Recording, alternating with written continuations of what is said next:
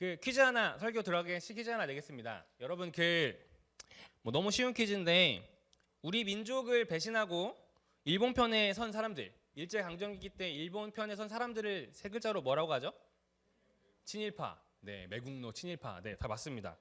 네, 친일파입니다. 너무 쉽죠? 네, 여러분, 그럼 이 친일파가 된 사람들은 어떤 사람일까요? 그 당시에 우리는 경험해보지 않았지만 친일파가 된 사람들은 어떤 사람들일까요? 역으로 물어볼게요. 자, 지금이 이제 거꾸로 100년 전으로 돌아갔습니다. 80년 전, 100년 전 돌아가서 여러분이 그 친일 일제 강점기에 살고 있는 거예요. 나는 친일파가 됐을 것 같다. 손. 없지. 그럼 반대로 난 독립운동했을 것 같다. 2명, 다시 3명. 그러면 나머지는 뭐야? 친일파도 아니고 독립운동도 아니고. 그러면 그냥 피해 있는 사람? 저는 몰라요. 저 아메리칸이에요. 이런 건가? 네. 자, 그러면은 막 하는 거지. 우리 뭐야? 너 친일파야 데리고 왔을 것 같아? 아니면 독립운동했을 것 같아? 얌전히 있을 것 같아? 근데 이제 얘기하는 거지. 그때 창씨개명 이런 거 했잖아. 와서 이제 고문하는 거지. 야, 너 이름 뭐야? 박하? 너 박하 말고 이제부터 박낙가무라 이제 바꿔라. 어떻게 할 거야? 어떻게 할 거야? 안 해? 뭐 고문하는 거지. 각 끌고 와서 막 줄이 틀고 이런 어떻게 해? 하라고 한다고? 갑자기 그럼 친일파 됐네? 오케이, 한 명 친일파 됐고. 자, 연재 우리 역사 좋아해 연재.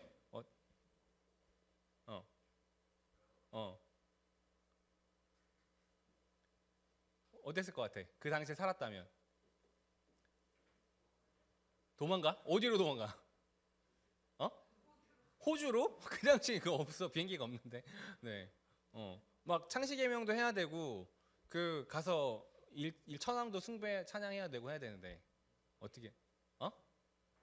하겠다고? 뭐 친일파 2명. 네. 자, 여러분 이제 우리가 그 당시에 살아보지 않아서 사실 쉽게 이야기할 수 있지만 그 당시에 친일파 뭐 누가 됐을까?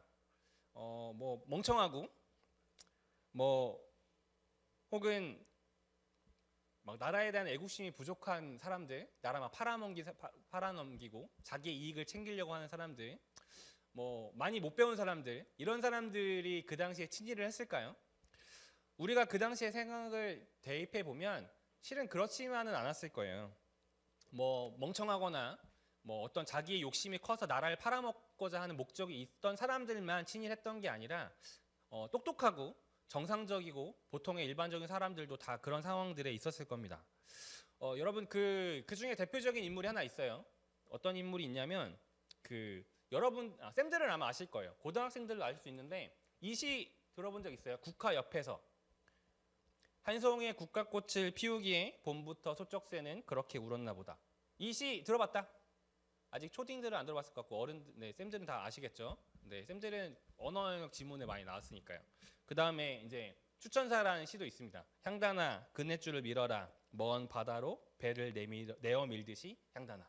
이런 시 국어 교과서에 많이 실려 있는 이제 겁니다. 아마 고등학교 좀 가면 여러분이 한 번쯤 보게 되는 시일 거예요. 여러분 이 시를 쓴 사람이 누구냐면 서정주라고 하는 시인입니다. 이분인데요. 이분은 20세기에 최고의 시인으로 꼽혔던 사람이에요. 우리나라에서 20세기 최고의 시인으로 꼽혔던 사람이 바로 서정주란 시인입니다. 엄청나게 똑똑하고 지식인이었다는 뜻이죠. 그런데 이 사람이 한 가지의 인생의 오점이 하나 있습니다. 그게 뭐냐면 이 사람은 친일파였어요. 이 사람은 친일파였는데 1930년대까지 이 사람은 독립운동을 하기도 했다고 해요. 잠깐 1930년대. 근데 이 사람이 1930년대 독립운동을 하다가 1940년대에 들어서서 친일파로 돌아섭니다. 여러분, 자, 또 하나 역사 퀴즈. 우리나라 해방이 몇 년도에 일어났어요?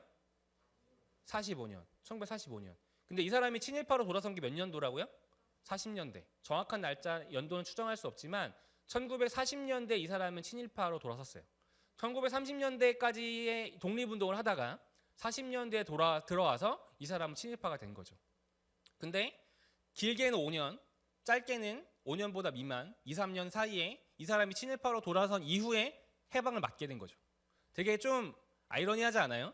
조금만 더 버텼다면, 조금만 더 독립운동 했다면 이 사람의 인생이 되게 멋지게 기억될 수 있었을 텐데 10년대, 30년대 그렇게 버티다가 마지막 얼마 안 남기고 이 사람은 돌아섰던 거죠.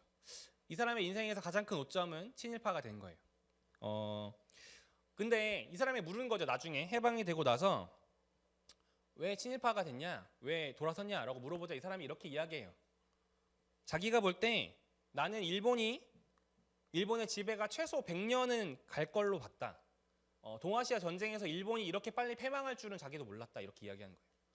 똑똑한 자기가 보는 그 정세의 판단에서 봤을 때 일본은 최소 100년은 가겠다라고 보는 거예요.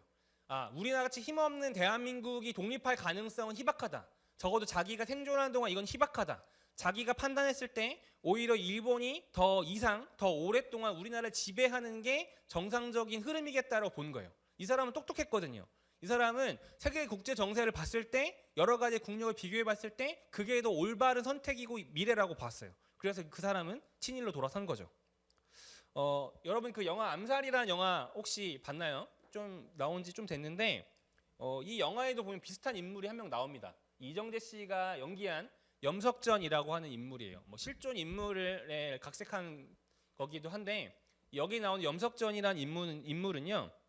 그 대한민국 임시정부의 그 경무국 대장이었어요. 그러니까 우리나라로 치면 그 경찰청장이었던 거죠. 그런데 이 사람은 사실은 밀정이었습니다. 그러니까 일본의 간첩이었던 거죠.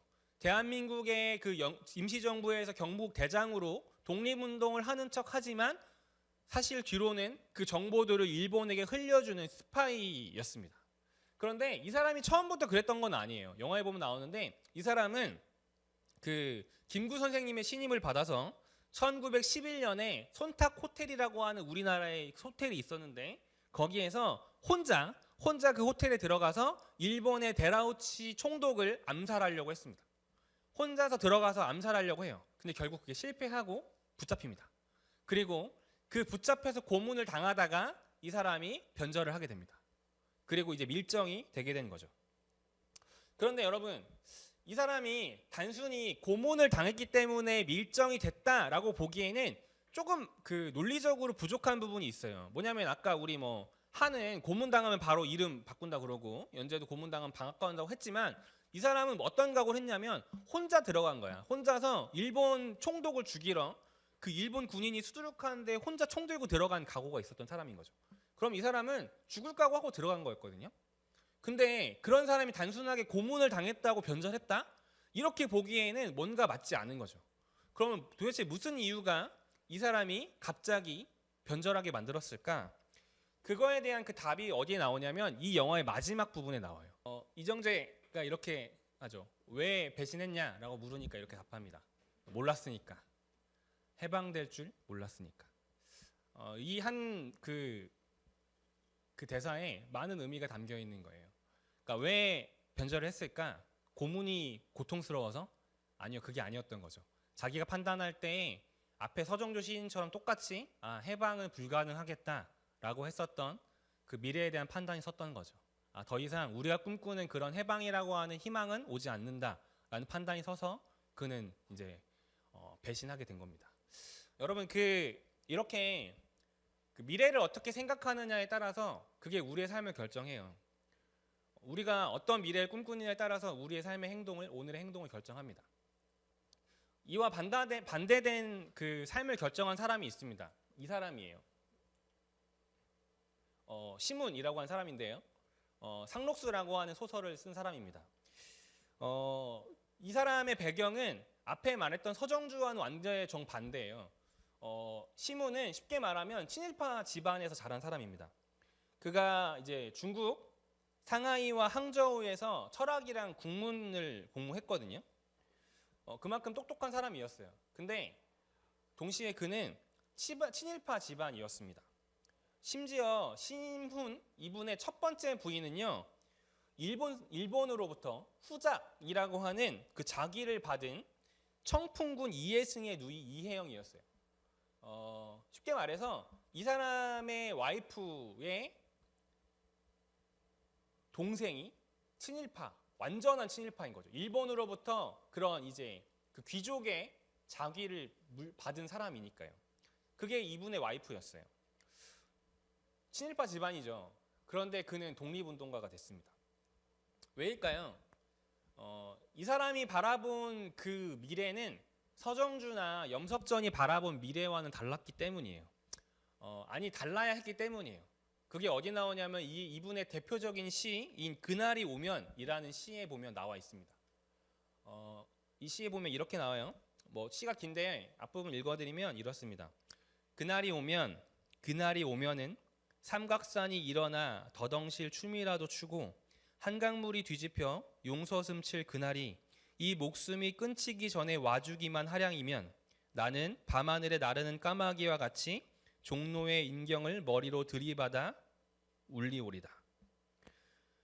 그날이 와서 육주 앞 넓은 길을 울며 뛰며 뒹굴어도 그래도 넘치는 기쁨이 가슴에 미어질 듯 하거든 드는 칼로 이 몸의 가죽이라도 벗겨서 커다란 북을 만들어 들쳐매고는 여러분의 행렬의 앞장을 서리오다. 여러분, 이 시문이 쓴 이 시는요, 미래에 대한 이 사람이 어떻게 생각하는지가 나와요. 근데 여기에 보면 의미심장한 얘기 나왔죠. 그날이 진짜 온다면 자기는 좀 잔인하지만 자기의 머리로 인경이란 종이거든요. 종을 들이받아서라도 울리겠다는 거예요. 자기의 몸의 가죽을 벗겨서 그걸 북으로 만들어라도 치겠다는 거예요. 자기의 온 모든 것을 내놓을 만한 각오가 있다라는 표현을 하는 거죠. 시문이라는 사람에게 독립이라고 하는 미래는요, 반드시 올 거라는 믿음이 있었던 미래임과 동시에 반드시 와야만 하는 미래이기도 했어요. 그렇기 때문에 그는 자신의 어떤 그 친일파라고 하는 집안의 배경에도 있음에도 불구하고 그가 독립운동에 뛰어들어서 온 인생을 바칠 수 있었던 거죠.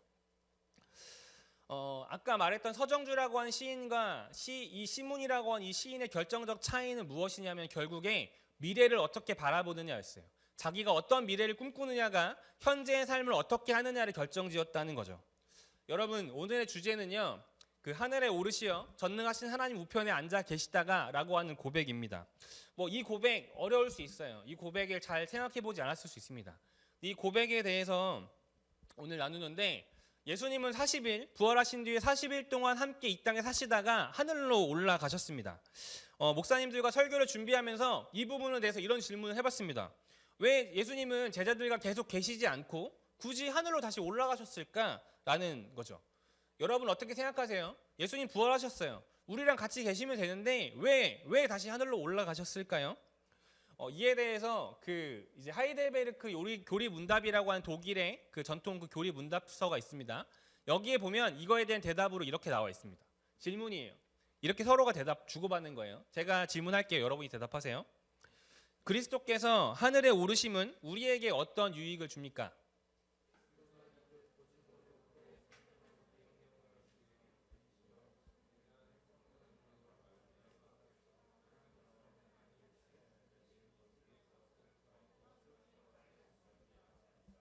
네. 위의 것을 구하고 땅의 것을 구하지 않습니다. 하늘에 오르시면 어떤 유익을 줍니까? 위의 것을 구하고 땅의 것을 구하지 않습니다. 라는 거예요. 하늘의 소망을 두고 사는 것, 하늘을 바라보고 사는 것, 그것이 별거 아니처럼 보일 수가 있는데 우리가 어디를 바라보느냐가 우리의 삶을 결정해요. 우리가 생각하는 미래가 우리의 현재를 결정하는 거예요. 늘 이야기하지만 좋은 대학을 가는 게 내 인생에서 중요한 그 인생의 목표점이다라고 하면 그거에 맞게 오늘 살겠죠. 그러면 나는 오늘도 죽어라고 공부에 목매며 사는 거예요. 내가 생각할 때 좋은 축구 선수가 되는 게 프리미어리그에 가는 게 그게 목표다라고 이야기하면 그럼 그거에 맞게 살겠죠. 예전에 목사님이 손흥민 이야기했지만 손흥민의 목표점은 프리미어리그가 되는 게 아니라고 그랬잖아요. 득점왕이 되는 게 아니라고 그랬어요. 손흥민의 목표는 행복하고 즐겁게 축구를 하는 게 손흥민의 인생의 가치관이에요. 그거에 따라서 그는 그 삶을 살아가는 거죠. 마찬가지로 여러분이 여러분의 미래를 어떻게 생각하느냐의 가치관이 여러분의 인생을 결정하는 거예요. 나는 그냥 안정적이고 편안한 삶을 살고 싶어. 공무원 되면 짱이지 뭐. 누구 죽을 때까지 그냥 월급 따박따박 받고 안 잘리고 나중에 연금 받고 그럼 그거에 맞게 살겠죠. 여러분이 생각하는 미래가 여러분의 현재를 결정하고 살아가는 거예요. 보이지 않고 나는 별로 생각하지 않는 것 같아 싶지만 실은 알게 모르게 여러분이 생각하는 어떤 미래가 있어요. 그리고 그 미래에 맞게 지금 행동하고 살아가고 있는 겁니다. 그리스도인답게 소망을 두고 산다는 그 가치관은 뭐냐면 하나님 나라에 대한 그 소망함, 우리는 반드시 이 땅 가운데 온전한 하나님 나라가 회복될 거라고 하는 그 믿음과 소망이 기대가 있기 때문에 우리는 오늘 이 자리에서 예배를 드린 겁니다. 만약 그 소망과 기대가 우리에게 없다면 우리는 지금 아무것도 무의미하고 나의 생각과 가치관과 배반적인 행위를 하고 있는 거죠. 여러분 가운데 질문하고 싶어요. 여러분한테 그런 소망이 있나요? 하나님 나라가 반드시 이 땅 가운데 도래할 거라는 소망이 있나요? 하나님의 식과 법대로 살아갈 때 그게 반드시 승리할 거라는 그 믿음이 있나요? 여러분 그 믿음이 있을 때 여러분이 지금의 현재의 삶을 그것을 지배하는 거예요. 여러분이 생각하는 예수님의 구원은 무엇인가요? 내가 좋은 대학 가고 내가 원하는 기도 제목 다 들어주는 것? 아니면 그 무엇이 됐든 내가 어떤 삶을 살든 현재의 결과와 상관없이 하나님의 실과 법을 따라서 가치관을 따라 살아가면 언젠간 반드시 내 이 땅 가운데 하나님 약속하셨던 구원과 하나님 나라가 도래할 거라는 믿음을 갖고 있나요? 요즘 청소년들에게 믿음이 없다, 아니 꿈이 없다라는 이야기를 많이 해요. 교회를 다니는 거 상관없이. 그런데 여러분 곰곰이 생각해 보면 그게 진짜 청소년들만의 문제인가요? 우리 쌤들도 계신데 꿈이 없다. 이게 과연 우리 애들만의 문제일까요? 저는 아니라고 생각합니다. 꿈이 없다라고 하는 거의 문제는요, 여러분의 문제이기도 하지만 저의 문제이기도 한 거예요. 저에게도 여전히 꿈이 필요한 거예요. 내가 어떠한 미래와 어떤 것들을 소망하며 살아가느냐가 현재를 지배하거든요. 특히나 더 중요한 건 우리 그리스도인들에게 꿈이 없다라고 한다면 그게 문제인 거죠.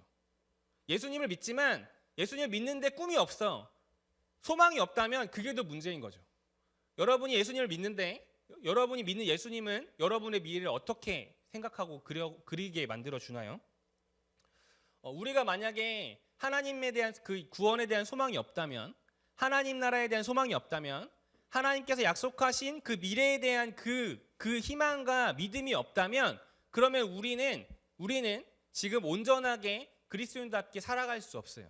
아까 본 다른 이야기지만 그들이 해방이라고 하는 그 희망, 그 미래를 어떻게 생각하고 바라보느냐에 따라서 현재의 삶을 결정했던 것처럼 친일파가 될 건지 독립운동가가 될 건지, 마찬가지로 우리가 그리스도인으로서 어떠한 미래를 생각하고 꿈꾸느냐에 따라서 현재 내가 어떤 그리스도인으로 살아갈 수 있는지를 결정하는 겁니다.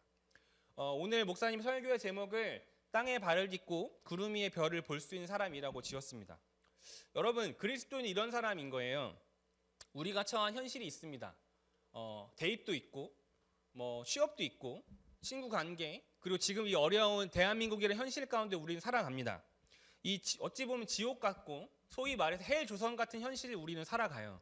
그런데 이 현실 가운데에서 저 구름 위에 하늘을 바라볼 수 있는 사람, 하늘 너머의 별을 바라볼 수 있는 사람으로 살아가야 합니다. 우리는 현실을 치열하게 살아가지만 동시에 구름 위의 별, 하나님께서 반드시 약속하신 우리의 그 미래를 바라보고 소망하고 꿈꾸며 살아가야 하는 사람인 겁니다. 사랑하는 우리 틴즈 친구들과 쌤들, 하나님께 소망을 두시기 바랍니다.